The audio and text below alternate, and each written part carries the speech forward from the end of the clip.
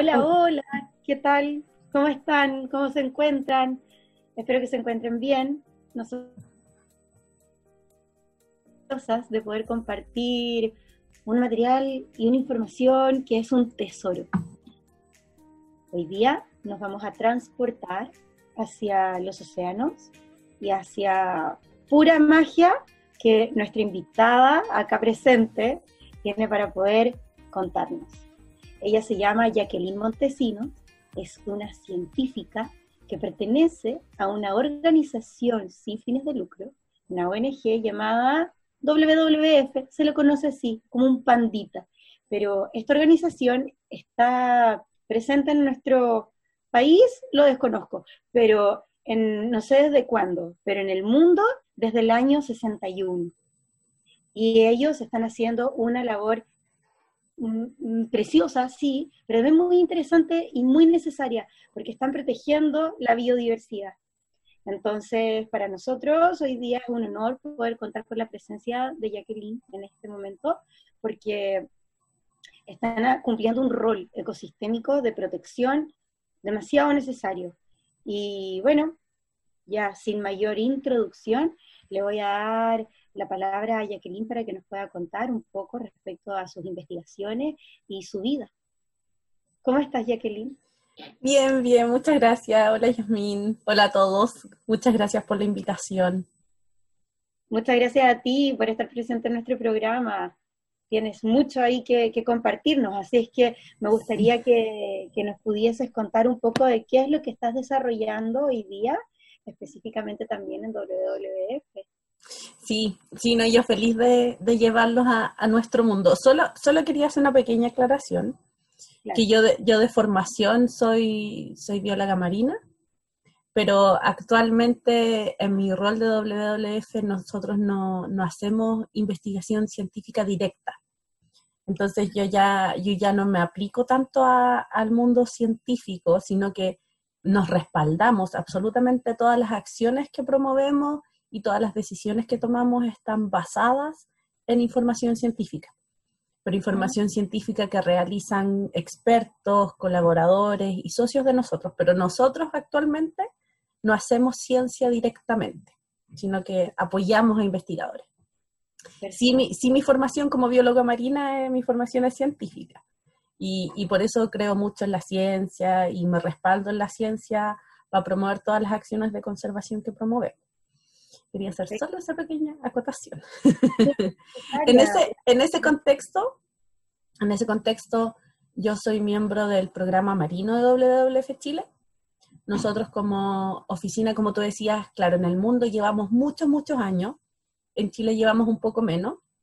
Partimos en Chile el 2002 como programa, como un proyecto que partió en paisajes terrestres y después, a medida que fuimos fortaleciendo trabajo colaborativo con una ONG llamada Centro Ballena Azul, empezamos a desarrollar y a ver nacer este programa marino, que hoy en día es muy distinto a lo que partió en esos años, pero que conservamos mucho de las raíces del trabajo marino de esos años, pero hoy día con un campo de trabajo mucho más amplio.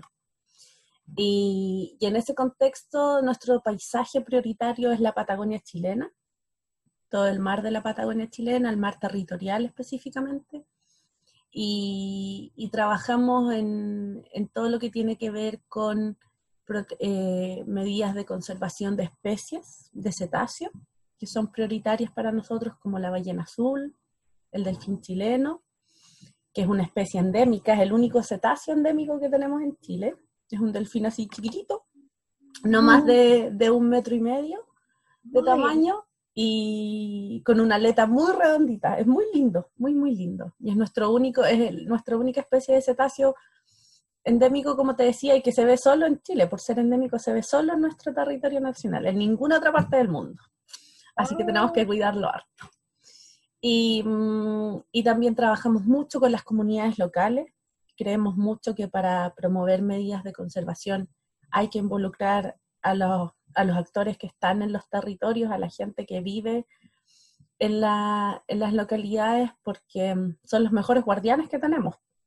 Es súper fácil, empujar medidas de conservación desde acá arriba o desde el escritorio, pero quienes están en territorio son los guardianes reales, son los que están en donde queman las papas, como dijera. Entonces, trabajamos mucho, mucho, mucho con las comunidades.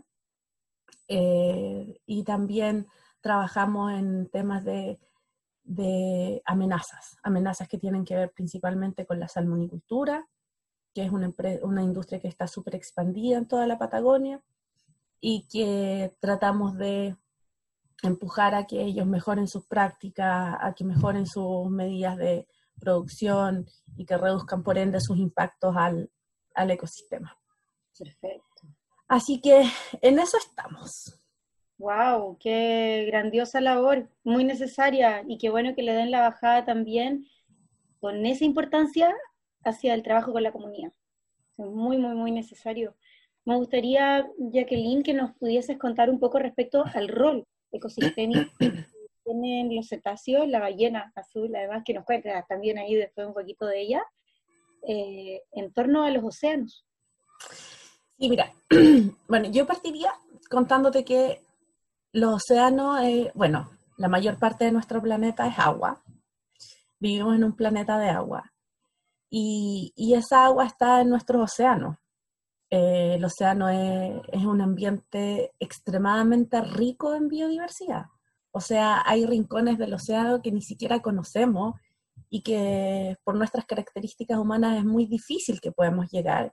Incluso ahí hay especies que no conocemos. Hay una fauna impresionante en las profundidades más profundas de nuestro océano. Es un cuerpo de vida, es un cuerpo de agua, es un cuerpo de energía, es un cuerpo de fuerza también, diría yo, de mucha, mucha fuerza. O sea, la fuerza que tienen nuestros océanos es impresionante. Mueven absolutamente todo. Y en ese mundo tan potente, esa fuerza también es suficiente como para sostener a poblaciones del animal más grande del mundo, que es la ballena azul. Es el animal más grande del mundo, lo ha sido, y lo va a seguir siendo, y lo fue, e incluso más grande que los dinosaurios. Entonces, te estoy hablando de un animal que, ponte tú, el ancho de su cola, solo el ancho de su cola es aproximadamente 3 arcos de fútbol. Tamaño de su corazón, solo el tamaño de su corazón, imagínate un auto de estos mini, solo el tamaño de su corazón. ¡Wow! Es gigante, es gigante.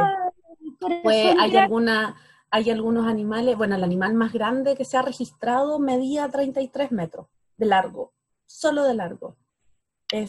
Estamos hablando que pesa aproximadamente lo mismo que pesa un Boeing.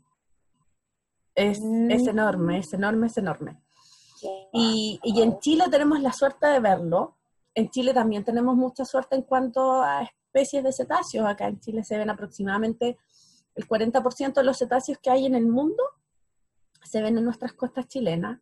No te puedo creer. Sí, sí. Esa es información súper loca, no tenía ni la más mínima idea. Sí, y uno de ellos es la ballena azul, y que tenemos aún una suerte mayor en Chile, porque las ballenas azules que se observan en Chile, y principalmente en el sur de Chile, es una ballena de una población acústica única en el mundo. Y te digo población acústica porque las ballenas azules que están en el sur de Chile emiten una vocalización, un canto de ballena que no se escucha en ninguna otra parte del mundo. Se escucha solo en Chile y se ha escuchado también en las aguas alrededor de Islas Galápagos. Entonces, además de ser la ballena azul la más grande del mundo, es una ballena que emite un canto único en el mundo.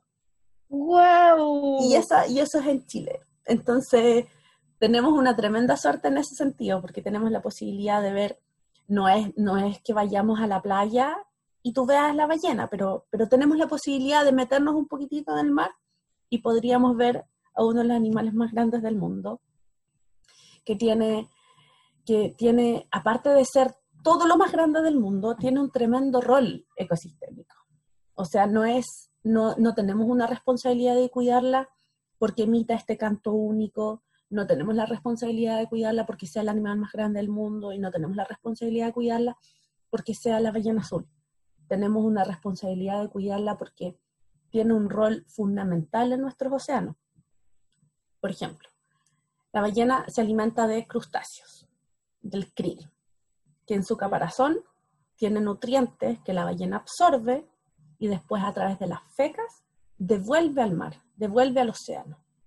Y producto de esa devolución de estos nutrientes en nuestros océanos, la ballena es capaz de aportar con nutrientes que favorecen la formación de fitoplancton, que son elementos esenciales para después seguir alimentando la cadena alimenticia.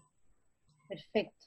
Fitoplancton que finalmente se transforma en zooplancton, zooplancton que se transforma en especies de peces pequeños, peces un poco más grandes y peces grandes, que son de importancia comercial para nuestras pesquerías y para un montón de comunidades locales pesqueras. Claro. Otro rol es que también a través de este proceso de fertilización que se le llama, y a través de favorecer esta formación de fitoplancton hacia a gran escala, la ballena aporta con generar una biomasa de tal tamaño que logra capturar mucho carbono desde la atmósfera. Y así también la ballena por sí sola, el animal por sí solo, como es un bicho tan grande, ella también logra capturar mucho carbono desde la atmósfera. Entonces, o sea, juega en el mar, juega el mismo rol que juegan los árboles en nuestros bosques. Entonces, gracias a ellas, también nosotros hoy día podemos respirar. Ajá. Exacto, y podemos liberar un poco, sacar carbono de la atmósfera y liberar un poco la presión que tenemos sobre nuestra atmósfera en todo el tema de cambio climático y calentamiento global. Sí. Y imagínate, y tenemos la suerte y la dicha de tener ese individuo que tiene todos estos roles en nuestro ecosistema en nuestras costas. ¿Y cómo se encuentra hoy día esta preciosidad, este tesoro en nuestro país? ¿Cómo me refiero a cómo se encuentra en población, en salud? ¿Qué sucede con ella? La especie está categorizada todavía como en peligro. O sea, todavía tenemos mucho que hacer para lograr recuperar el tamaño poblacional que tenía antes de la época de la caza ballenera. Estamos hablando de un individuo que se demora en reproducirse, se demora muchos años en reproducirse, porque tiene periodos de gestación largos, tiene periodos de llegar a la etapa reproductiva largos, entonces no es fácil de recuperar el tamaño poblacional. Y dicho eso, por ejemplo, para Chile tenemos unos estudios que hablan de una población del sur de Chile entre 500 a 700 individuos, pero hay otros estudios que hablan de una población del hemisferio sur de aproximadamente 1000 individuos y que podría ser la población más pequeña del mundo. Entonces, en términos de número de individuos para la especie no estamos tan bien. No es una especie que se está recuperando. Entonces ahí tenemos otro trabajo arduo que hacer. En Chile se puede observar en el Golfo Corcovado, que es un cuerpo de agua que está está al sur de Chiloé. Yeah. Cuando tú sales para ubicarte, cuando tú sales desde Quellón y sigues navegando hacia el sur, te encuentras con el Golfo Corcovado. Y hace muchos años atrás, el Centro Ballena Azul identificó desde el mundo científico, porque la gente en los alrededores siempre han visto ballenas, toda su vida han visto ballenas en esa área. Pero desde el mundo científico, el doctor Rodrigo Juque, ahí en ese lugar identificó que era un sitio importante de alimentación y que todos los veranos se congregan muchas ballenas para alimentarse. Y ya ahora, con el pasar de los años, se ha determinado que también no solo ballenas azul llegan a alimentarse a ese lugar, también lo hacen ballenas jorobadas, ballenas sei. Entonces es un área súper importante. Y es uno de los sitios donde WWF Chile pone esfuerzos. Nosotros ponemos trabajo ahí, dedicación, para lograr medidas de conservación o de mitigación de impacto para mitigar los impactos que se enfrentan estos individuos. ¿Cuáles serían las causas hoy día por las que ellas se encuentran en peligro? La principal fue la caza, la captura, la pesca, la caza ballenera. Eso fue lo que llevó la población de ballena azul al colapso. ¿Y no hay falta de alimento? Acá en las aguas de Chile, sabes que las aguas de Chile son bastante productivas para la fuente alimenticia que ellas tienen. Está también Antártica, que si bien Antártica está teniendo mucha presión de pesca del krill, igual logra ser una biomasa abundante como para también sustentar poblaciones de ballenas. Pero hoy en día hay otras fuertes amenazas que son, por suerte, nuestras aguas están libres de la caza ballenera. Chile es un santuario ballenero en que está completamente prohibida la caza ballenera. Pero seguimos teniendo otras dificultades, que por ejemplo tenemos el tráfico marítimo. El tráfico marítimo genera como dos líneas de impacto. Una es el ruido, el impacto acústico que generan sobre los cetáceos. Los cetáceos se comunican por ondas sonoras. Y el otro es las colisiones, el riesgo de choque. Hay las colisiones de hecho es la segunda causa de mortalidad de grandes cetáceos en el mundo. Pero ¿cómo si no tienen los barcos hoy día radar? ¿Cómo no van a poder adentrarse quizá o adentrarse a un movimiento, no sé, yo desde mi ignorancia, ¿no? Es que es difícil verlas, sobre todo en la noche, sobre todo en mar abierto, sobre todo si no tienes un ojo entrenado para verlas, porque no es fácil observar una ballena en océano abierto. Una, cuando no estás buscando ballenas, y lo otro, cuando no has tenido la experiencia de verlas. Porque en las ballenas, tienen este soplo, cuando respiran, ¿sí? Exhalan aire, igual que nosotras. Y eso es lo que tú siempre generalmente ves, desde tierra o desde una embarcación. Pero como es aire, y como es aire caliente que se condensa y se genera una visibilidad de un aire blanco, cuando tú tienes contraste es más fácil verlo. Y cuando digo contrastes, por ejemplo, si no hay mucho sol y el mar está oscuro, o si tienes cerros detrás, que son la coloración verde te permite el contraste entre el blanco y el verde, y cosas así. Pero si estás en océano abierto, donde tu único fondo es el horizonte, y cuando hay viento y hay oleaje o sol, es mucho más difícil verla. Claro. Entonces, esa es una de las dificultades. Las otras dificultades es que muchas veces estamos hablando de choques con buques factoría, buques de carga, gigantes, que es súper difícil que cambien el rumbo, es súper difícil que reduzcan velocidades. Entonces, a pesar de que vean los animales, muchas veces la acción que tienen, o sea, el rango de acción que tienen los buques, no es tan amplio porque ven los animales muy encima. Claro. Hay otros animales, por ejemplo, la ballena franca austral, que está en peligro crítico de extinción en nuestras costas. Es un individuo que hay poblaciones en el Atlántico y en el Pacífico. En el Atlántico, por el lado de Argentina, está súper bien la población, súper bien, súper saludable. Por nuestro lado, el último registro es de aproximadamente 50 individuos. Y de esos 50 individuos, no sabemos cuántos son adultos reproductivos, por ejemplo. Entonces no sabemos la capacidad que tiene, ese grupito de 50, no sabemos la capacidad que tiene de ir generando nuevos individuos. Y estos 50 individuos se mueven entre Perú, las costas de Perú y Chile. Ese es el rango de hogar de la ballena franca austral en esta parte del Pacífico. Y es una ballena que no tiene aleta dorsal. Entonces es aún más difícil verla, porque si tú tienes condiciones de viento muy fuerte, el soplo, cuando emiten un soplo, el viento se lo lleva, y la otra opción de ver a los individuos es la parte del dorso, del cuerpo. Claro. Pero como esta no tiene aleta dorsal, es más difícil. Cierto. Y entonces, esas son las grandes amenazas que tenemos: tráfico marítimo, y con el ruido acústico, con el impacto acústico que te decía, y el riesgo de colisiones.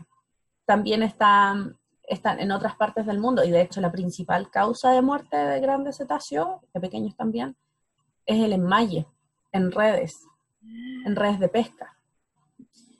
Una es la captura incidental que se genera en las redes de pesca, y lo otro es cuando las redes quedan a la deriva, se les llama redes fantasma. Ahí también hay hartos enmalles. Y eso genera mucha mortalidad en cetáceos. ¿Y qué pasa con la contaminación del océano? Uy, ese también es otro tema. ¿Cierto? Porque también eso tiene que afectarle en movilidad, alimentación. Y ahí, en la contaminación, por ejemplo, la contaminación por plástico, es lo más preocupante. Es lo más preocupante porque los animales, por ejemplo, las ballenas de barbas, ¿Sí? en las ballenas tenemos una especie que es con dientes. Las ballenas no tienen dientes, tienen barbas. Y esas barbas permiten que filtren, entonces ellas cuando se alimentan capturan gigantes volúmenes de agua, y esos volúmenes de agua los filtran. Entonces botan de nuevo el agua desde la boca y contienen todos los organismos que hay en ese volumen de agua. Lo mantienen adentro de la boca. Y entonces no saben distinguir de animales, de alimento y de plástico. Es todo lo que está en ese volumen de agua que capturan, lo ingieren. Claro. Y hay reportes, en Chile no hemos tenido todavía reportes de este tipo, pero alrededor del mundo hay muchos reportes de ballenas que mueren, que llegan a las costas, varan, y con el 60%, el 70% del contenido estomacal es plástico.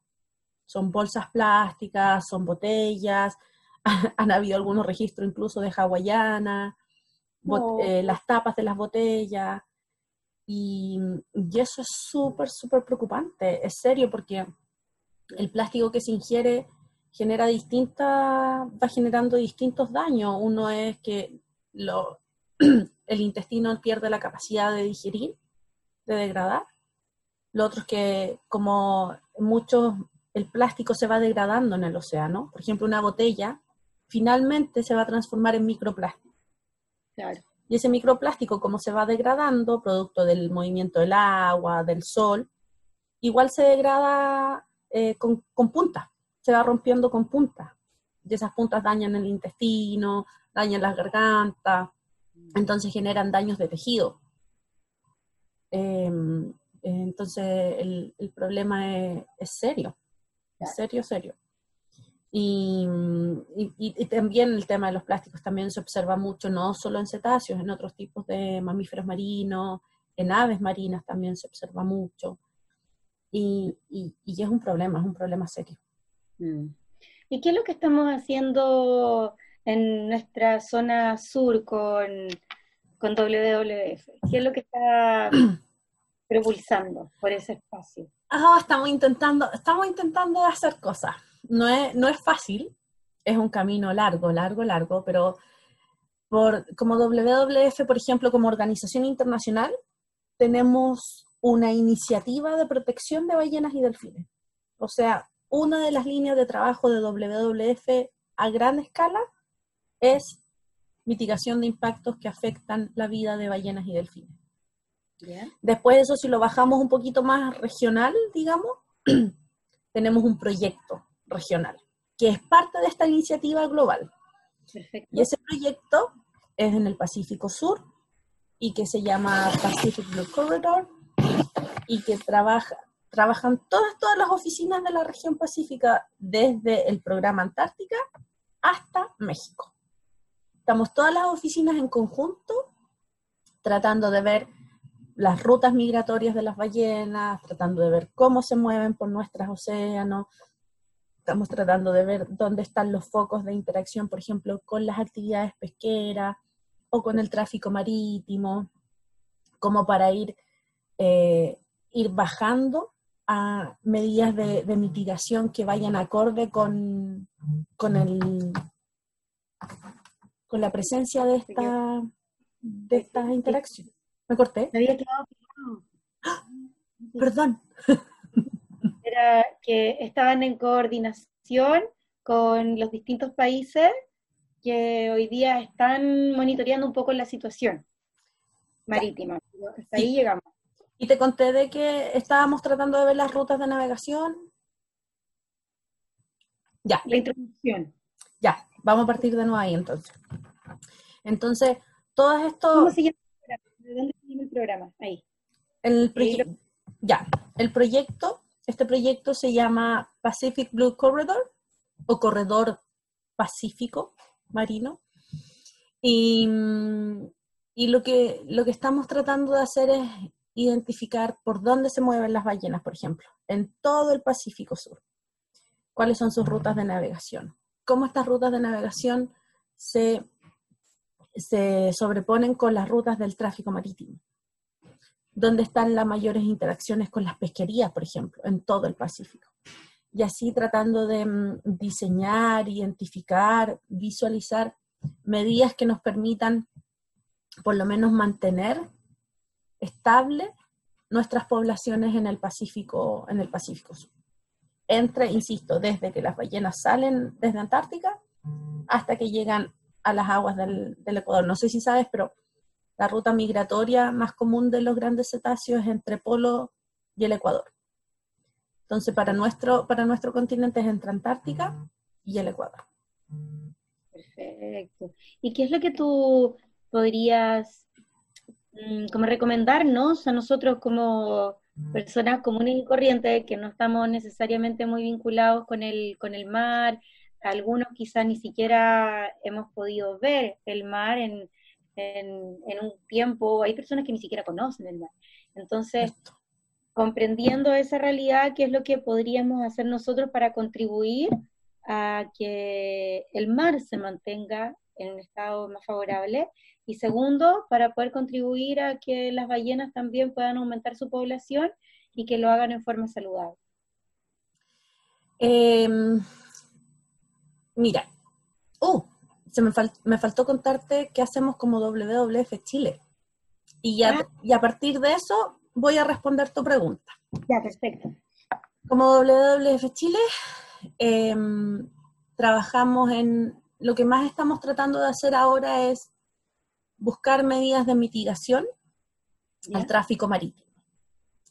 Y ahí estamos trabajando en coordinación con el Ministerio del Medio Ambiente. Actualmente existe una mesa de trabajo que se llama la Mesa del Ruido, que fue hace súper poquitito anunciada y conformada formalmente, en donde estamos distintas entidades públicas y distintos académicos y ONGs participando de esta mesa para lograr identificar medidas de mitigación en cuanto al impacto acústico sobre los cetáceos. Entonces, ahí ya tenemos una cosa súper importante, porque el ministerio está reconociendo que el impacto acústico es una problemática a resolver en favor de nuestras poblaciones de cetáceos. En ese contexto es que trabajamos con distintos académicos, con ONG, y tenemos una colaboración súper especial, súper importante con el Centro Copa Sur Austral. Con ellos estamos trabajando en el diseño de un sistema de anclaje que podamos poner en las aguas del sur de Chile, a través del cual podamos detectar la presencia de ballena a través de sus vocalizaciones. Con el hidrófono entonces escuchamos cuando hay ballenas en el área, y a partir de esa detección de vocalización, la idea es poder emitir una señal satelital, esta señal llegue a un computador, y este computador le permita, ya sea o a la Armada, o al Ministerio de Medio Ambiente, o a una municipalidad en particular, o una capitanía de puerto en particular, en enviar una notificación que le diga a todas las embarcaciones que están en el área que hay ballena en la zona, que por favor pongan ojo, que evalúen reducir velocidad para evitar colisión o evitar de esa forma también el impacto acústico que genera el ruido que está en el área producto de la presencia de estas embarcaciones. ¿Cuál es el rol maternal de las ballenas? Si nos puedes contar un poco respecto a ellas como madres, ¿cómo son? Como mamás son tremendamente aperradas, son son mamíferos también, entonces ellas amamantan. La ballena, el cetáceo en general, como respiran aire, igual que nosotros, en tanto nacen, la misma ballena con su cabeza los empuja a salir a la superficie para que puedan respirar. Y no, como las características del cuerpo de la madre, no existe, ponte tú, un pezón propiamente tal. Entonces la ingesta de leche es por un chorro. Se emite un chorro de leche. Porque Y están ahí atajando de sí, leche. no, y son tremendamente eh, ¿cómo explicarlo? El apego es súper fuerte. La mamá está con su cachorro hasta que son en la etapa juvenil, que es un par de años, y no sé, hay muchos registros en el mundo de cómo las madres protegen a sus crías de ataques de orcas, por ejemplo. Entonces, es una tremenda mamá. Las ballenas en general son unas tremendas mamás. Cuidan ¿Cuántas mucho a veces sus en la cachorros. vida ¿Cómo? una ballena, cuántas veces en la vida la ballena puede llegar a ser madre?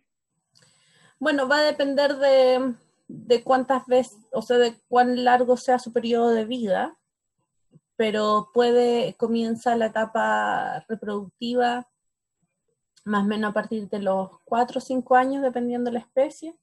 Entonces, a partir de eso ya puede procrear, pero el periodo de gestación, dependiendo de la especie, puede llegar a ser un año un poco más.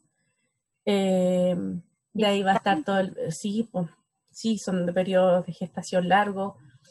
Después viene el periodo de lactancia, que son otros tantos meses. A meses, no llega el año. Bueno, dependiendo de la especie, podrían ser 10 meses, 12 ¿Y cómo meses. en ese proceso el pequeño vallenato decide no tomar más o es la madre quien dice, no, yo no te doy más? ¿Sabes qué? Ese detalle específico no lo sé, no lo manejo. Yo creo que tiene que ver con la demanda energética, del vallenato, y que ya empieza a requerir más alimento, ¿no? más energía. Ah, ya, perfecto, Sí. perfecto. Y finalmente, las madres ballenas se acompañan en el proceso de crianza. Sí, sí, sí se acompañan. De hecho, hay algunas madres ballenas que se les llama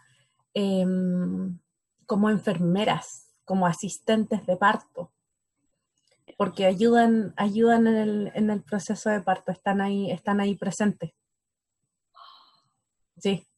No es que con sus aletitas estén tocando a la mamá que está en trabajo de parto, pero están presentes, están como custodiando que todo esté bien, como por ejemplo que no lleguen depredadores como las orcas, o que es que el ambiente esté como tranquilo para la madre, que si es que hubiese algún problema X, puedan ayudar a la mamá a que el vallenato suba inmediatamente a la superficie para que respire. Mm, No, son colaboradoras. ¡Cuánta sabiduría! Sí, ¿Eh? sí, sí, muchas. Oh, muchas gracias por contarnos este tesorito. No, de nada, yo feliz de poder compartir lo poco que sabemos de estos animales tan fascinantes. Sí, a cuidarlos, a quererlos, a tratar de conocerlos, aunque sea a través de relatos, de videos. Sí, sí, sí, yo creo que están en quizás mirar con unos ojos más abiertos nomás cuando miramos hacia el mar y cuando miramos al horizonte, porque no andan a la orilla de la costa, pero no andan tan lejos tampoco. Sí, yo creo que es una cuestión de abrir mejor los ojos. Y ahora volviendo a tu pregunta de hace un ratito, ¿qué podemos hacer nosotros desde casa? Yo creo que una cosa que podemos hacer mucho es conocerlas. conocerlas a través de relatos, a través de libros, a través de videos. Yo creo que para poder proteger algo, tenemos que quererlo. Y para quererlo, tenemos que conocerlo. Exacto. Y como tú decías, no todos tenemos fácil acceso al mar. Hay muchos niños en nuestro país que no conocen el mar. Hay muchos adultos en nuestro país que no han tenido la posibilidad de ver el mar. Entonces, cualquier medio que les permita a ellos conocer lo que tenemos, yo creo que es extremadamente valioso, y en ese sentido te agradezco mucho este programa, porque es uno de los medios, ¿no? Es una de las formas de que nuestra gente conozca lo que tenemos. Lo otro, y pensando, por ejemplo, en la contaminación por plástico, no usar más bolsas plásticas cuando se pueda. Por suerte tenemos una ley ahora en nuestro país, y ahora en agosto ya terminamos el periodo de transición, así que ahora no hay más bolsas plásticas distribuidas por el comercio. Volver a usar las bolsas reutilizables. Las bolsas plásticas son tan volátiles que es súper fácil que lleguen al océano. En Chile tenemos muchos ríos. De hecho, yo pertenezco a la región de los ríos, en donde los ríos son un medio de transporte súper fácil para las bolsas plásticas y para muchos otros tipos de plásticos también. Entonces, reducir nuestro uso de plástico, sobre todo el plástico de único uso. Hay tantas cosas plásticas todavía que utilizamos que son de un solo uso, y esas son las que nos hacen daño. Hay muchas cosas de plástico que se pueden utilizar eternamente y que bien, porque es reutilizable. El problema está en lo que usamos solo una vez y luego lo llegamos y lo botamos. No sé, cuando yo entiendo que hay también una cuestión que nos ponen un poco en jaque con respecto a los costos, pero por ejemplo, cuando se pueda, preferir las botellas retornables que las botellas plásticas, o sea, que las botellas desechables. Y otra cosa que podemos hacer para la gente que es la menor parte de la población, pero para la gente que tiene acceso a embarcaciones deportivas, a motos de agua, y que tienen la posibilidad de estos deportes acuáticos, considerar un poco las velocidades, la intensidad del ruido, porque el ruido, el ruido en un medio acuático viaja muchos kilómetros. Y no es necesario con que tú estés emitiendo un ruido o un sonido en un punto X y pensar que 10 kilómetros más allá ya no se va a escuchar. Todo lo contrario. Entonces, poner ojo en eso. Sobre todo que en muchas partes de Chile ahora los deportes acuáticos están tomando fuerza. Entonces, poner un poco de ojo ahí en las localidades donde se está reconocido que es área de cetáceos, áreas de ballenas y delfines. Sí. Y lo otro que podemos hacer es valorar lo que tenemos, sentirnos orgullosos de que tenemos estas especies en nuestras costas, sentirnos orgullosos de que tenemos un cetáceo endémico que no se ve en ninguna otra parte del mundo, y hablarlo, conversarlo. Chile no es solo huemules y copihue y cóndor, también en el mar tenemos una cantidad enorme de fauna marina que conocemos súper poco. Encantarse con el mar. Sí, exacto, y yo creo que pequeños pasitos, pequeños granitos de arena, cuando los hacemos entre varios, siempre suman y siempre ayudan. Así es. Así que muchas gracias, yo te agradezco mucho, estoy muy contenta de todo lo que me has contado, y ahora a trabajarlo de la mejor forma para que también pueda llegar a oídos y a los ojos de las personas a quienes también les puedan llamar la atención y que puedan aportar otro granito de arena. Exacto. Vamos en esto ahí juntitos ahí. Muchas gracias, Jacqueline. Gracias a ti, Yasmin. Muchas gracias a ti también. Y cualquier cosa que necesitas también, nosotros aquí estamos bien dispuestas, bien disponibles también para poder seguir contribuyendo a la labor que están ustedes realizando. Súper, muchas gracias. Lo tendremos en cuenta. Que tengas un buen día. Igual, muchas gracias. Chao, gracias.